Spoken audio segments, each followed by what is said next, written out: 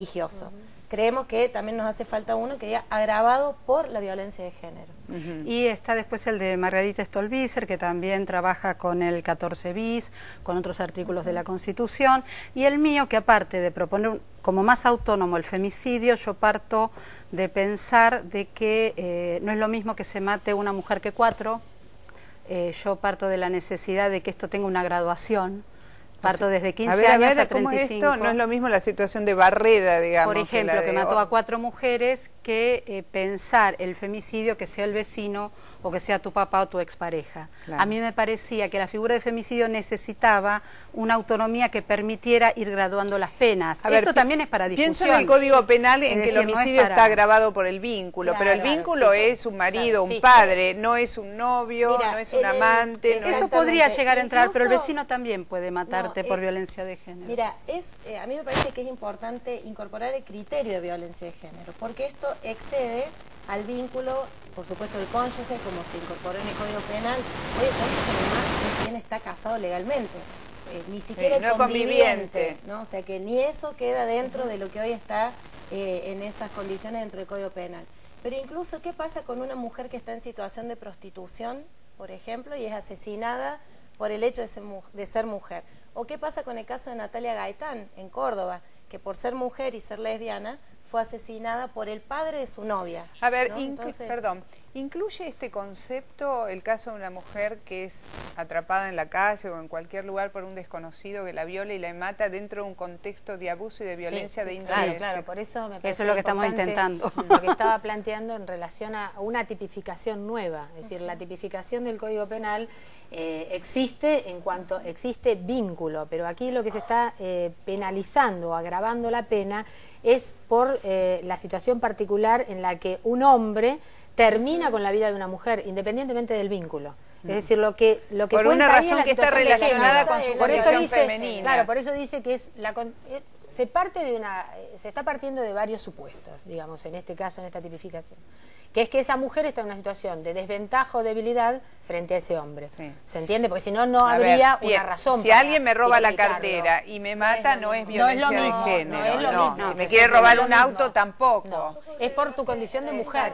Claro. En el mismo sentido, desde el INADI estuvimos trabajando un proyecto de ley antidiscriminatoria, la 23592, modificación a la 23592, que ya tiene media sanción de diputados, que extiende esto del agravante por odio racial y religioso a otro tipo de discriminaciones, incluyendo la violencia hacia las mujeres, ¿no? Este es un proyecto que ya tiene media sanción en diputados y ahora está por discutirse y esperamos que aprobarse. Ojalá que pronto. Yo también agregué, dentro de con la figura de femicidio, también traté de ver violencia física, pero con una perspectiva de género, también como modificación, porque pensé que también el femicidio es llegar como tarde. Si bien es poner en valor la vida de las mujeres, me pareció que el tema de la violencia física había que sacarlo de lesiones y también darle un lugar de mirada de género.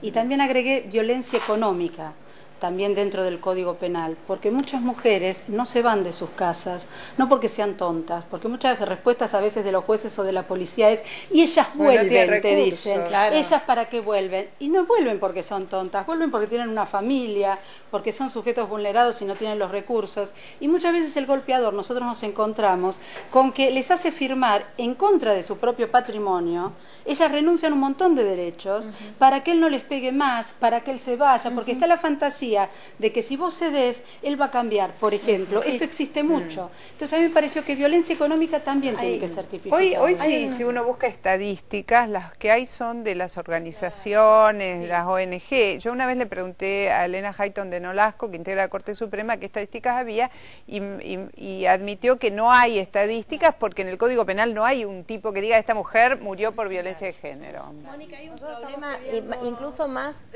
atrás, que es que no tenemos un listado único, un registro único de en general la violencia. Una mujer llega a un hospital con un brazo quebrado y queda registrada como lesión, se cayó, le pasó un brazo quebrado. Sí, o peleó con el vecino. Por eso agregar de violencia de género con una perspectiva de género, violencia física, va a ser también una ayuda para las estadísticas. ¿Cuál fue la violencia? Porque no siempre que te quebras un brazo es porque te caes accidentalmente. Sí, yo pienso que esto es lo que hace a derecho penal, persecución penal del agresor, etcétera, etcétera. Pienso también en articular políticas de formación desde muy chiquitas, sobre todo a las mujeres, ¿no? A las nenas. De construcción de masculinidades también que no sean tan violentas. Claro, nosotros logramos en el año 2009 una ley que en realidad habla de todas estas cuestiones, ¿no? Una ley que tiene, por un lado dice, la violencia en el ámbito doméstico no es solamente la que se da del marido hacia la mujer, sino es mucho más amplia y dice es económica, es psicológica, es sexual. Y el ámbito no es solo el doméstico. Y no es solo el doméstico. Y además, esa misma ley dice, la violencia se da en los ámbitos de la comunicación, se da en los ámbitos de la obstetricia, se da en los ámbitos de las instituciones y hay que atacarla de múltiples modos, ¿no? Sí. Y me parece que es una ley muy interesante, con un montón de cosas para poder implementar, y por eso nosotros seguimos exigiendo que tenga un presupuesto. El presupuesto que tiene hoy el Consejo Nacional de la Mujer es realmente muy pequeño. 8 millones de pesos para implementar una política en serio, nos parece que es sumamente... Igual esa ley demostró que no es buena, esa ley no es buena. Me parece que de todas maneras... No previno ni sancionó a nadie. Como se trata de una cuestión que cruza toda la sociedad, la verdad que teniendo herramientas tan importantes como son las escuelas para poder trabajar estos temas, desde muy temprana edad hay que trabajarlos donde hay que trabajarlos. En la escuela donde podemos llegar a todos, y los medios de comunicación. En realidad no sé qué está pasando en las escuelas. Si nosotros lográramos si nosotros pensáramos que en el jardín de infantes, en la casita donde van a jugar, juegan nenas y nenes, y en el patio también juegan nenas y nenes, ya habría un además son cambios de la cambio cultura en la que nosotros necesitamos hacer. Del Ministerio de Educación se están elaborando materiales maravillosos. Exacto. Te digo que a mí se me ponía la piel de gallina cuando veía esos materiales respecto a educación sexual en general, respecto a educación y género. Que se están enviando a las provincias, y también a veces las dificultades que tienen es que en algunas provincias los guardan y hay me parece que el mejor antídoto contra la violencia de género empieza en principio por educar a las nenas,